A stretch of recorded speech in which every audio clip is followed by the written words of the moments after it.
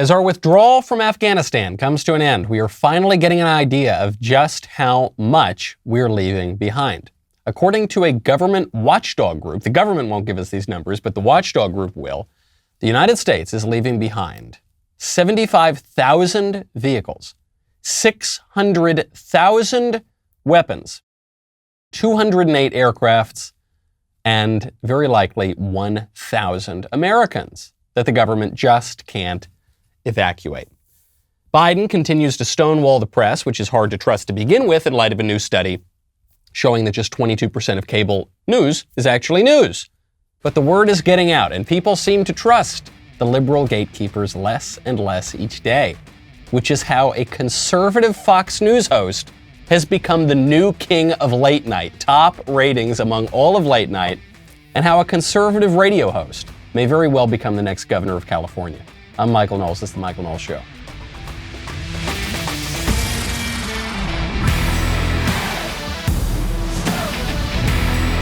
Welcome back to the show. My favorite comment yesterday is from Old Schooled, who says, little do the Afghan refugees know that they are simply fleeing one radical dictatorship to enter another. That is true. They will be going from the Taliban-run country into the country run by Tohnamid ibn Farouk al-Fauci, who is the supreme enlightened mullah of the progressive public health dictatorship. It's enough to just give you a lot of stress. You know, it's enough to just get you feeling all, get your blood pumping.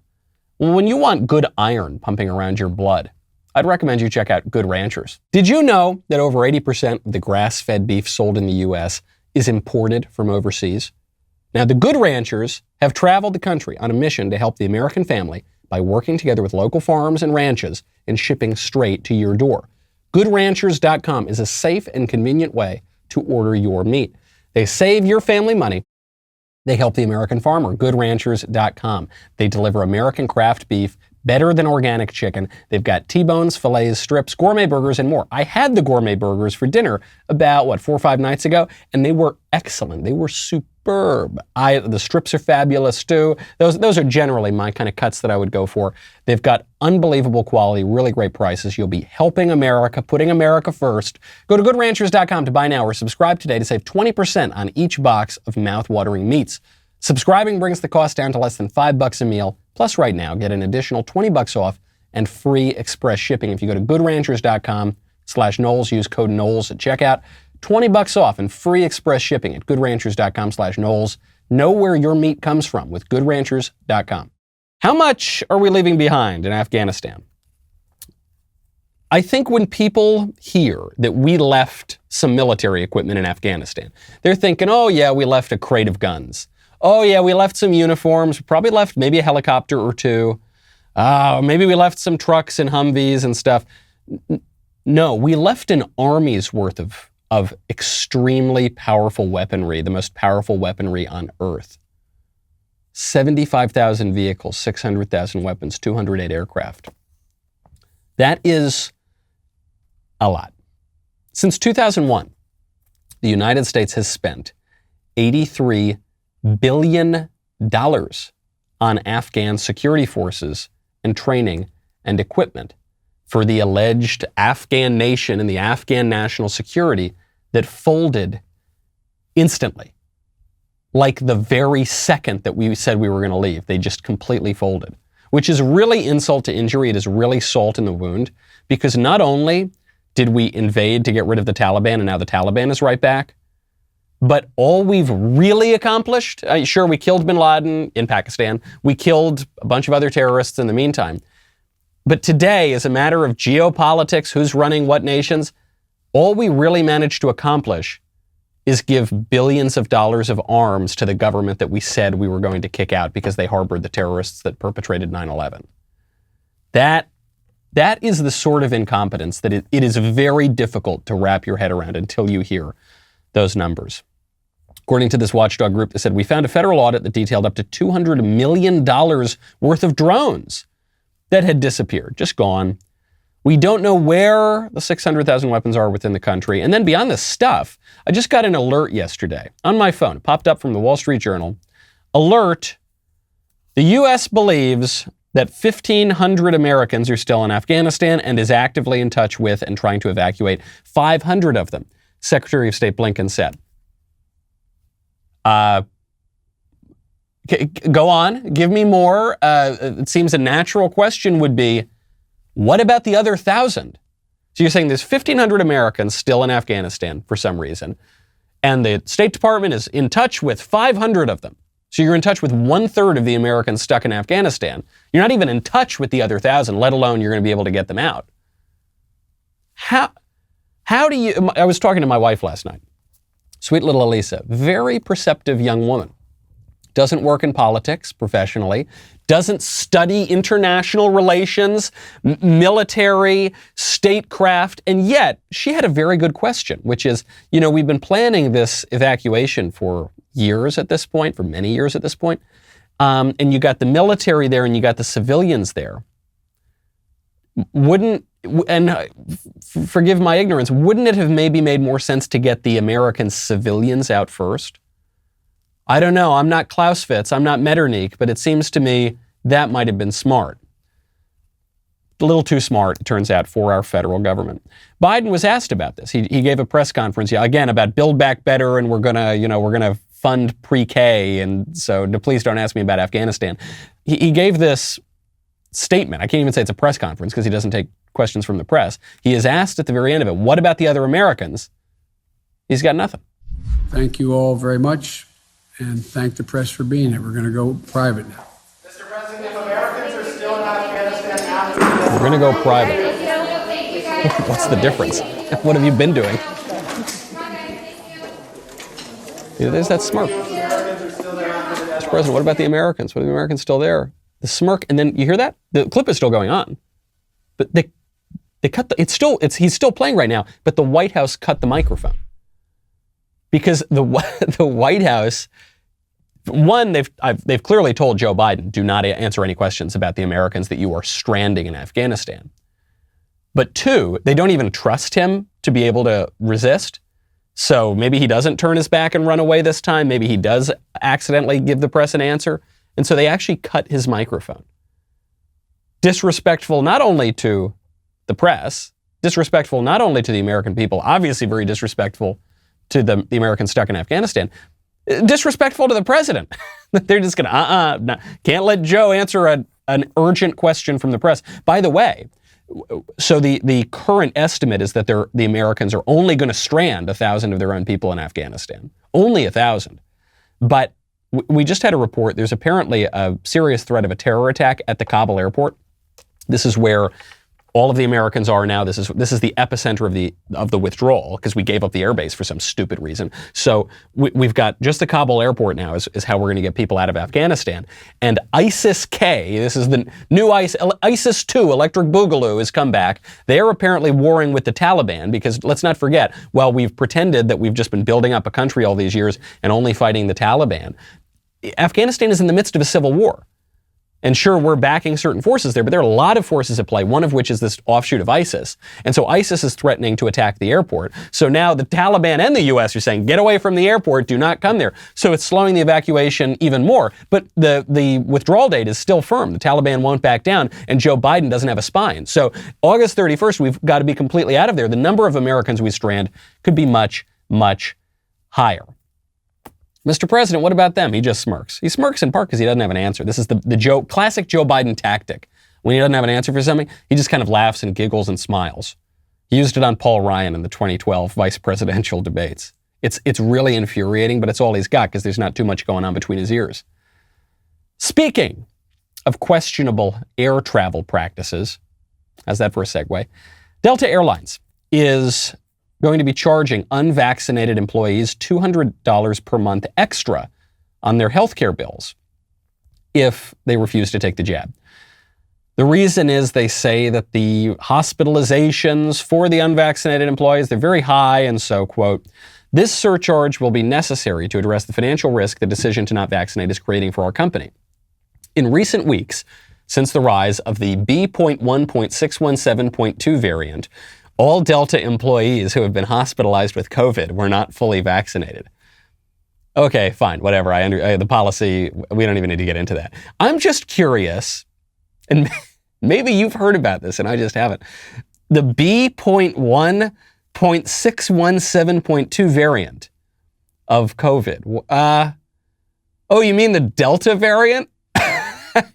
So Delta Airlines doesn't want to use the new politically correct term Delta for the COVID variant because that doesn't make them look good. It's just bad PR.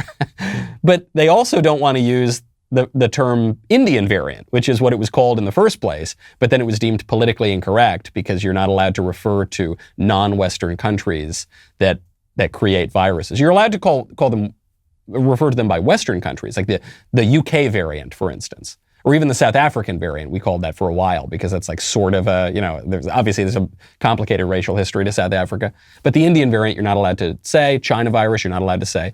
So Delta, as a very politically correct airline, is really, really stuck between a rock and a hard place. This is where we're going as society. I mean, forget COVID for a second, forget Delta Airlines. This, to me, is the height of scientism, jargon, political correctness. We've just got to refer to everything in the most clinical way possible. B.1.617.2. It's just jargon that does not actually convey any information, anything that we're actually talking about. But even if these employees get the vaccine, it turns out that the vaccines just aren't that good. So you actually are going to need a booster shot from the vaccine, even if you just got the vaccine a couple of months ago. This being pushed by Pfizer, by Johnson & Johnson, by the whole blob. Just 15 more days, just 15 more jabs, just 27 more boosters. Johnson & Johnson is the latest vaccine company to come out and say that people who took it are going to need a booster, joining Pfizer. Pfizer was the 2-shot vaccine. You remember, you get the first one, you wait a few weeks, you get the second one, then you're good. 99.99, 127% protection from the virus. It's the greatest vaccine ever made. It wasn't rushed. I mean, I know they made it in like 5 minutes, but it's not hasty. It's not rushed. It's totally, there's no side effects. Well, okay, maybe there's myocarditis and pericarditis and it's happening in young, healthy people, but there's no, Johnson & Johnson, one and done was Johnson & Johnson. You don't even need 2 shots. And there's 0 side effects except for the blood clots that killed some of those women. But there's no, well, they did actually have to pause it because it was that scary, but it's fine. Now get your booster. It's so effective that you need a booster within a few months. What a joke. What vaccine have you ever taken where you need a booster shot? Not just it's part of the series of vaccines, but you need an unaccounted for, unexpected booster shot a few months later. I've never heard of that. You've never heard of that.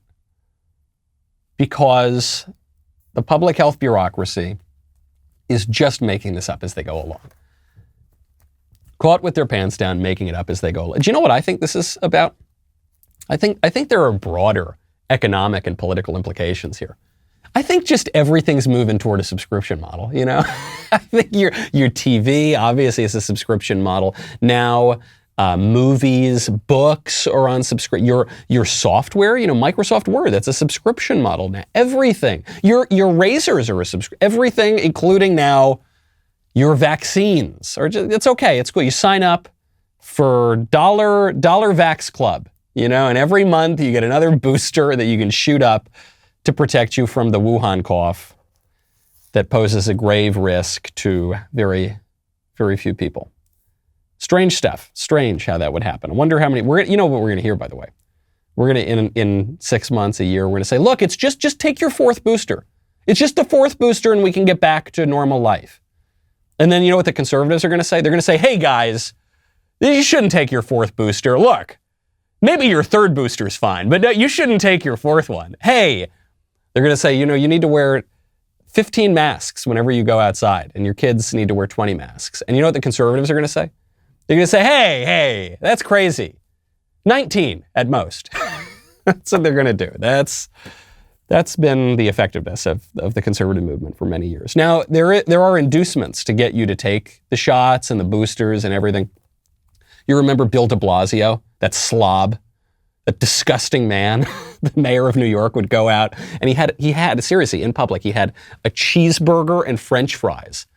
And he, like an animal, and to us, who he certainly considers to be animals, he starts chewing on the burger, goes, good burger, take the experimental drug, let me shoot you up, then you get free burger. Yes, hogs, we'll give you extra slop if you let us inject you with these chemicals, and French fries, So de Blasio pioneered this method, but different companies have been following suit, including Krispy Kreme.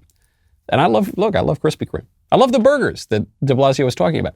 Krispy Kreme has been offering people a free donut if they show their vaccine card. Anytime, any Krispy Kreme, you show your vaccine card, you get a free donut.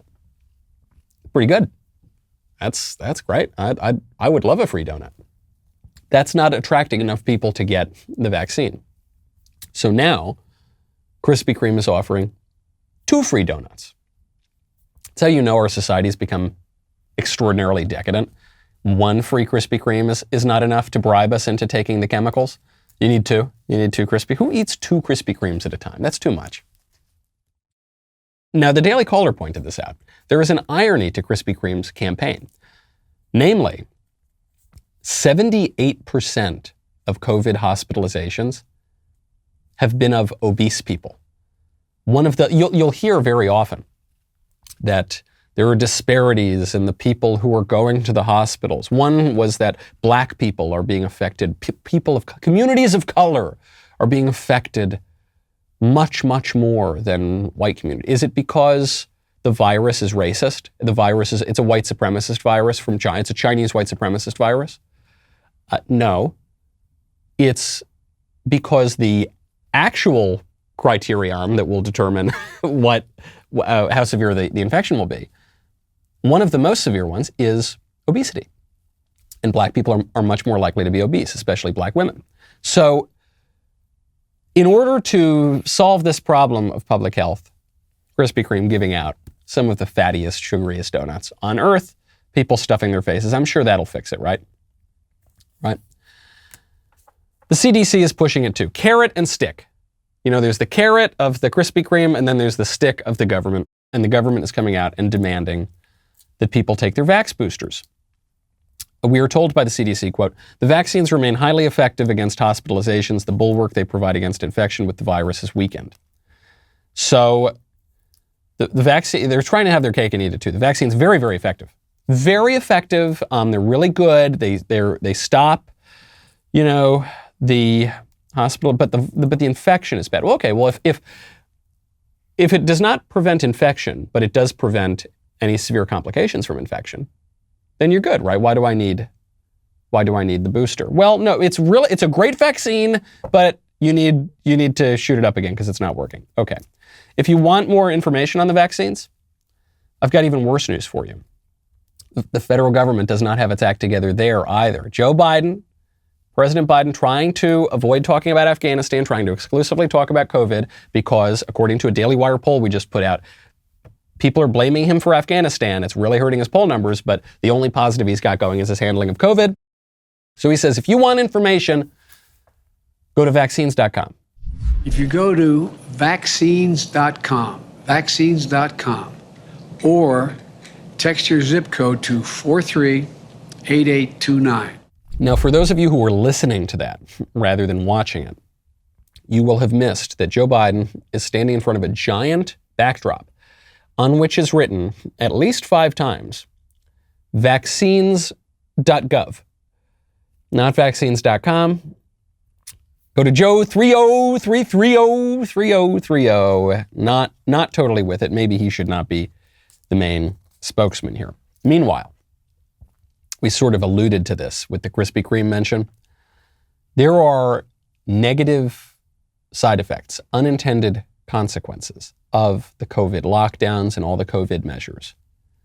So you see it very clearly at Krispy Kreme. Here, show your vax card. Oh, you're healthy. Good. We're going to stuff you full of donuts and put you at a far greater risk of severe complications of coronavirus.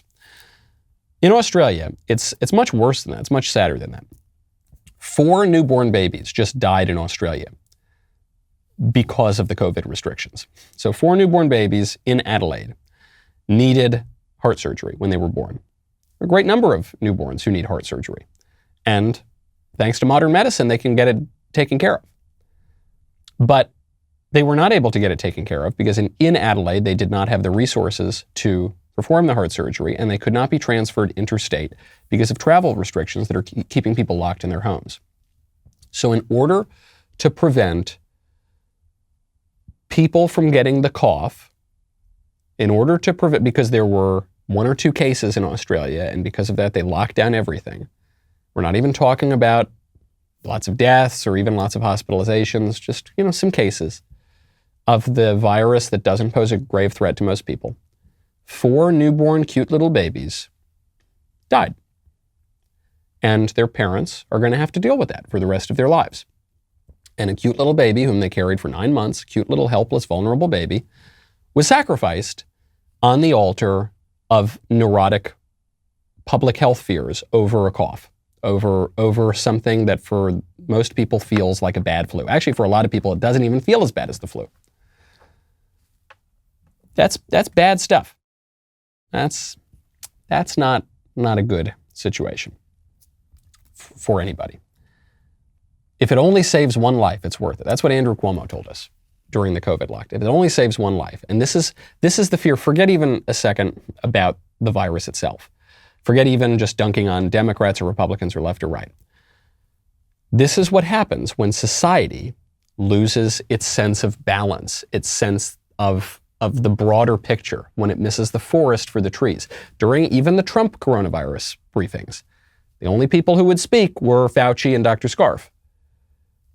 What about the military? We didn't hear. What about the economics advisors? We didn't hear. What about, it was almost exclusively Fauci and Dr. Scarf. They focused only on public health, and the rest of the country went to pot.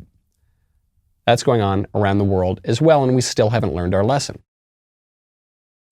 Speaking of economics, the Daily Wire is currently looking for a podcast marketing manager to join our marketing team. We're also hiring a web marketing specialist to do, I don't know what they do. They do a lot of technical stuff on dailywire.com. Apply right now. Go to dailywire.com/careers. Our team is constantly growing. I think we now have 7 million employees. Every time I go in, there's like 15 new people that I've never seen before. So keep checking that careers page for new opportunities. Also, tonight, we've got a backstage, 7 p.m. Eastern, 6 p.m. Central, dailywire.com.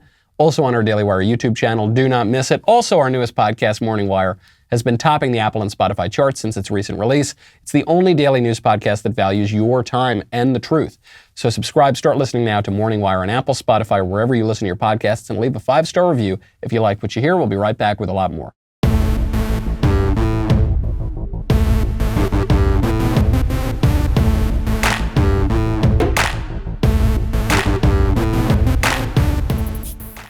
A lot of death on the mind these days, so kind of a morbid thing. When we've got hearing about Afghanistan, we're hearing about the coronavirus, we're hearing about the victims of the COVID lockdowns. But sometimes when you find out people are going to die, it's not the worst thing in the world. Like, for instance, Dylan Roof. Dylan Roof is the guy who murdered a bunch of black people in a church in cold blood. He knew some of these people, but he had these sort of racial theories that he's a white supremacist type guy. And so he just goes in cold blood, murders them all, and he is convicted of this, and then he's sentenced to death. Then he appealed his death sentence, and then it was affirmed yesterday. He will be placed on death row and ultimately executed by the state. Now, I noticed something. There were some people who said, I oppose the death penalty, and I oppose the death penalty even for Dylan Roof. But for most people, when I was seeing most of the commentary on this, popular and otherwise, it was people saying something to the effect of, look, I oppose the death penalty, but there are exceptions. I oppose the death penalty except for this guy. Yeah, I'm not going to miss this guy. And I just think they're missing the point entirely. That's actually the worst take you can possibly have on the death penalty, in my view. Because I'm very pro-death penalty. I'm pro-death penalty for the people who are convicted of their capital offenses and sentenced to it, including Dylan Roof. I'm pro-death penalty because I think that it's good for the question of justice. I think it helps society to understand justice. I think it metes out the just retribution for the people who have committed the offenses. I think it offers a deterrent effect, especially when it is carried through. And I think, by the way, it's rehabilitative because hanging concentrates the mind. I think that the death penalty, when it is just in a just system, is totally right. I am in agreement here with the Bible. I'm in agreement here with St. Paul, with the great doctors of the church, St. Thomas Aquinas, among many others. And I am in agreement with many, many, many popes throughout history, if that sort of thing is persuasive to you, including the popes, saints, and including a beatified pope who carried out the death penalty, ordered the death penalty himself in the Papal States. I think it is totally a hard-locked case for the death penalty. And yet, the argument against the death penalty is it's just revenge. I don't think it's revenge. I don't think it's vengeance. I think it's just punishment, and I think the state does not carry the sword in vain. But the people who say, I oppose the death penalty, except for this guy, they are engaging in revenge, right? I mean, they are actually proving their own point on the death penalty, at least as regards their view of it. The reason that they are especially upset with Dylann Roof is because he's committed this special crime of white supremacy. But if the situation were reversed, if it were a black supremacist or something who killed a bunch of white people, I strongly suspect they wouldn't make a big deal. Actually, I know that because in the capital offenses that do fall closer to those lines, they usually stay mum. This is very bad. We either need to have a standard of justice or we're just going to descend into various interest groups clamoring for revenge. Not a very good situation for society, which unfortunately is the way that we're going. Which brings me to the news. The news. What you are getting on the news. There is a new study out, allegedly a damning study, that shows that 22% of cable news is news. The study finds that hard news, in terms of the statement of facts and on-the-spot reporting, amounts to just 22.3% of what goes on in cable news. That's 9 minutes and 15 seconds of hard news for every single hour of broadcasting. There is nearly twice as much commercial time for advertisements, as there is for hard news. Then interviews with newsmakers account for another 16% of broadcast time. And then the rest, the vast majority of cable news time, 60%, is commentary from a host or panel discussions or analysis from a panel of talking heads. Everyone is, on the left and the right, they're reacting to this as though this is an indictment of cable news. It's only 22% news. 60% is just opinion. That sounds about right, actually. I think that's probably about right. Norm Macdonald, the great political philosopher Norm Macdonald, did this bit where he said that back in the day, you only had half an hour of news per day. You just turn on the nightly news, it was half an hour of news. And even then, they'd have some fluff story. And now it's 24 hours of news, but actually half an hour is about right. So they just fill it up with a bunch of other nonsense. There's only so much news, and there are only so many facts. But even though I know around here we like to say facts don't care about your feelings, and facts are really important, and I'm not in any way casting aspersions on facts. But there is more to life than just plain, shallow, narrow facts. We also need to know what those facts mean, which is where that other 60% comes in, and actually the 16% of the interviews too. It's not enough to know that I am, I'm 2 hands, I'm 2 feet, I'm a head, shoulders, I'm blood and lungs and kidneys and organs and guts and gore. It's not enough to know just the kind of plain physical facts if I don't know that I'm also a person. And if I don't know that I also have some meaning and a place in the world and what that and some purpose and context. All right, it's not enough to know that there was an explosion in Kabul, or even that the explosion was perpetrated by the new ISIS group. It's also helpful to know the context of that, what that means. I actually think the right is pretty bad about this, because the left has gone totally into the realm of feelings. The left has gone into this crazy realm of just everything's subjective. And if I say that I'm a purple spotted elephant, then I really am, even if I'm just a dude. And so I get that the right has reacted to that by focusing in on facts. We're just going to talk about the physical, plain, incontrovertible facts of the world. But that's not politics. That's not philosophy. That's not human life. That's not actually how we experience the world. There's the physical stuff, but then we need to know what it means. And I think if the right would sure, keep your focus on facts, enjoy your facts, but then go a little further than that. And if we would recognize that it is important to know how these things make us feel, one, but also what they mean in the broader philosophical, theological context, I think that would serve us a lot better. I'm glad. Good job, cable news, for not having so much news. Speaking of cable news, shocking story. Greg Gutfeld is the king of late night comedy. Greg Gutfeld, a Fox News host of many years at this point, now has a late night comedy show. He has a larger audience than Jimmy Fallon, Jimmy Kimmel, and Stephen Colbert, which is even more shocking because he's on cable and they're on network.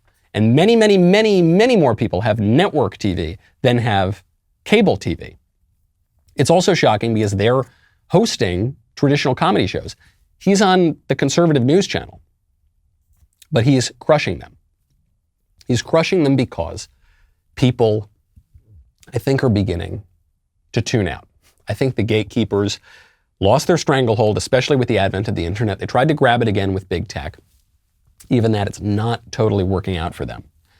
And so they're nervous. Gavin Newsom right now in California, Newsalini, he's very nervous. He faces a recall election. Now, it's going on right now. It's a yes or no vote. And then if they vote yes to recall him, then the top vote getter on the list of candidates is going to become the new governor of California. Gavin Newsom was playing it cool for a number of weeks. Now he's losing it. He had just had an interview with my friend Alex Michelson, and he's turning the fear-mongering up to 11.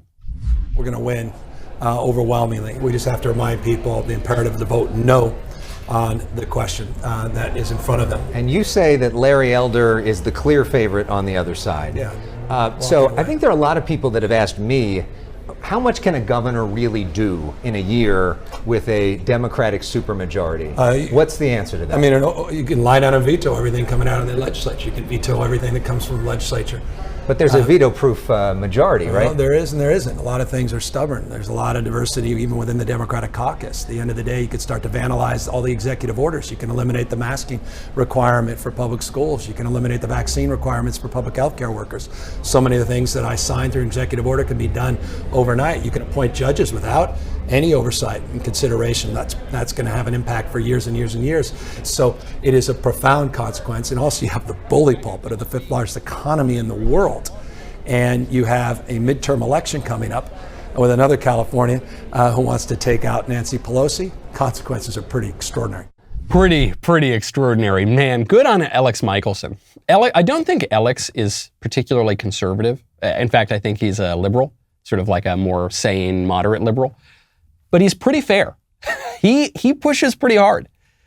Did you see that? He said, hey, so the guy who wins the recall is just going to serve out the remainder of your term. That's not a lot of time. And you've got a ton of Democrats in the legislature. So what's the big deal?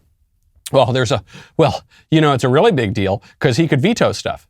Yeah, but you've got a veto-proof majority, the Democrats do, in the legislature. Yeah, well, but he's got the bully pulpit. Okay, this is really weak stuff from Newsom. And Newsom's a slick politician. But what this is about is Gavin Newsom trying to hold on to his political career. There won't be a ton of consequences for Democrats. There will be some, but there won't be a ton of consequences for Democrats if Larry Elder or whoever wins the election. But Newsom's political career almost certainly will be over. And that's what they're really worried about, which is why they're going hard at Larry. Larry's the front runner. If not for Larry Elder in this race, probably the recall would not be going as well for Republicans as it is right now. And so here it is. Here's the sex scandal. Here we go. LA Times. Larry Elder's ex-fiancée reports an alleged 2015 gun incident to the LAPD. So we found out too, Larry Elder's ex-girlfriend is supporting one of Larry Elder's rivals in the contest, Kevin Faulconer down in San Diego, I believe it was reported. So this is the same paper that called Larry Elder the blackface of white supremacy, just for starters. This is not real. This is fake. I'm willing to say with almost 100% certainty this is fake. I'm not saying the accusation is that they were having an argument and Larry Elder was cleaning his gun. And this was threatening and this was abusive. So I don't know, maybe Larry Elder was cleaning his gun or something. I don't think Larry Elder has ever threatened his girlfriend or anyone really with a gun in any kind of altercation. If this were real, she would have done this sooner. This was 6 years ago. If this were a real thing, she would have done this 6 years ago, 5 years ago, 4 years ago, 3, 2, or even 1 year ago. If this were real, and she said, well, look, I didn't want to do it at the time. He was just a private citizen then, which is BS, by the way. He was an extremely influential national radio host, but it's beside the point. Huge name recognition, go on TV a lot. She certainly would have done this when he got into the race, right? Shouldn't this have come out at least when he got into the race? No, it's just coming out now because it's getting close.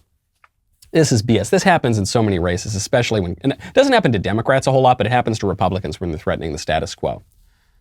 Well, I have a message to all of my ex-girlfriends, every ex-girlfriend out there.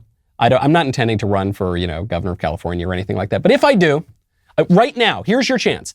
Get all your grievances out, whatever. I didn't pick up the tab for dinner one night, whatever you're upset. Now's the time, because I don't want to hear it when we're a few weeks from an election, okay? Such BS. I don't think it's going to work on Larry Elder. I think that, the Larry Elder campaign of it all, it's getting some enthusiasm up there, but this is all going to come down to one question. It's not any Republican. It's Gavin Newsom. Should we kick out Gavin Newsom or should we not? And the fact that it's this close tells you California does not like their Democrat governor. Speaking of bias against conservatives, the Federal Communications Commission is now threatening a $5.1 million fine against two conservative dirty trickster types. Their names are Jacob Wohl and John Berkman, and their kind of company, J.M. Berkman and Associates. Over a $5 million fine from the FCC. Why? Because Wohl and Berkman pulled a political dirty trick. They made 1,141 unlawful robocalls that made false claims about mail-in voting. This was what their robocall said. Quote, did you know that if you vote by mail, your personal information will be part of a public database that will be used by police departments to track down old warrants and be used by credit card companies to collect outstanding debts? They also claimed that the CDC might use these data to enforce vaccinations. So first of all, I don't put anything past the federal government at this point because they do a lot of things that they tell us that they will not do and cannot do, for instance, spying on Tucker Carlson. But even let's say that it's all bogus and this was a dirty trick. It was supposed to suppress some votes. Sure. People are saying it was intended to suppress the black vote. Okay, maybe. I don't know. I don't know the details of this. Regardless, $5 million for some dirty tricks on robocalls. Democrats do this stuff too. Democrats go further, actually, and they just upend our election process, and they actually violate the state constitution in the state of Pennsylvania, for instance, when they're conducting that election process. But in terms of these calls or the motor vote or the mail-in or the ballot harvesting or whatever, they do a lot of this stuff too. And they don't get very public $5 million fines. I'm not defending the dirty tricks of the Republicans. I'm criticizing the double standard. And that it's a distinction that you're not really allowed to make anymore. Because now, if you defend these guys, or if you in any way think this is wrong, you're going to say, you want to suppress the black vote? You're a racist? You support illegal activities? No. I support selective prosecutions. You remember some years back, Dinesh D'Souza was thrown in the clink.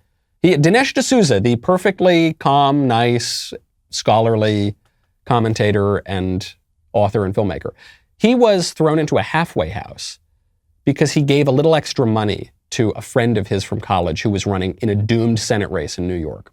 And he gave her a little extra money beyond the limits of the federal government. And he had to go to the clink. And at the time he said, no, I'm not saying what I did was right. I'm saying that I was selectively prosecuted. Because Democrats do this stuff all the time, and they get away with it. I don't even want to call it hypocrisy. It's just a hierarchy. It's just that the Democrats have one set of permissions, and the Republicans have another. Now, speaking of these kinds of comparisons, It's a little bit of a vague transition, but speaking of these kinds of comparisons, I've got to get to Tony Hawk. Tony Hawk, a figure from the childhood of many millennials. Tony Hawk, skateboarding star, video game skateboarding star. Tony Hawk's releasing a skateboard that includes some of his own blood in it. It's weird and a little bit creepy.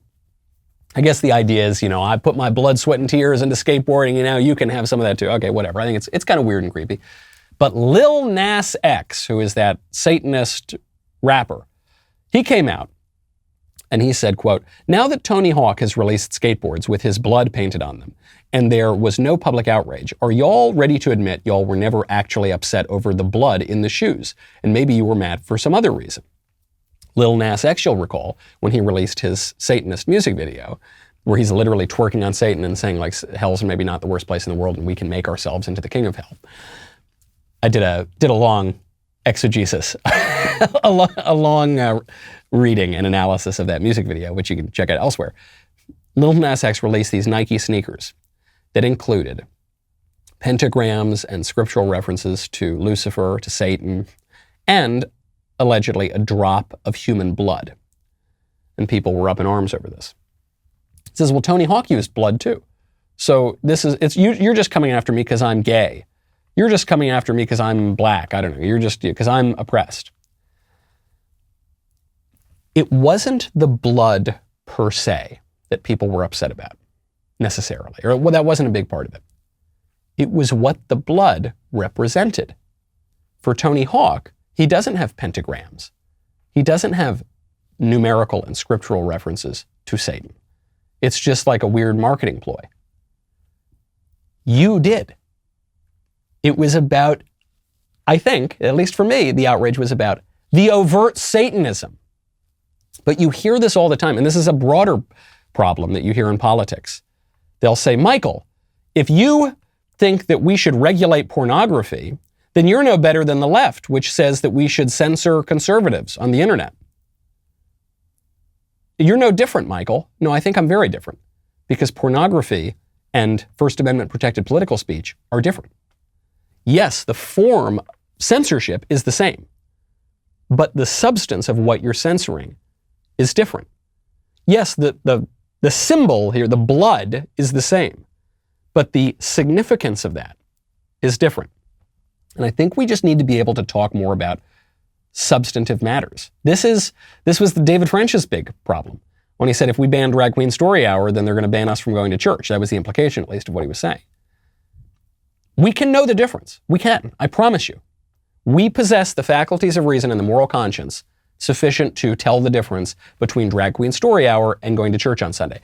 Sufficient to tell the difference between a skateboard marketing gimmick and an overt satanic liturgy. We can do that. We actually possess those faculties. For now, we do. For now, I actually do. Maybe not for much longer. What are we doing? It all comes back to Afghanistan. I think this is why Afghanistan is such a lightning rod. You can't build up another country, another civilization, another set of principles and practices, and another way of life if you do not possess one yourself, or if the one that you once did possess is disintegrating all around you. I'm Michael Knowles. This is The Michael Knowles Show. I'll see you tomorrow.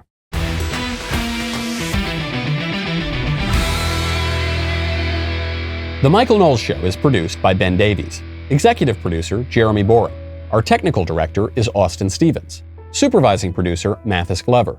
Production manager, Pavel Vidovsky. Editor and associate producer, Danny D'Amico. Associate producer, Justine Turley. Audio mixer, Mike Coromina. And hair and makeup by Nika Geneva.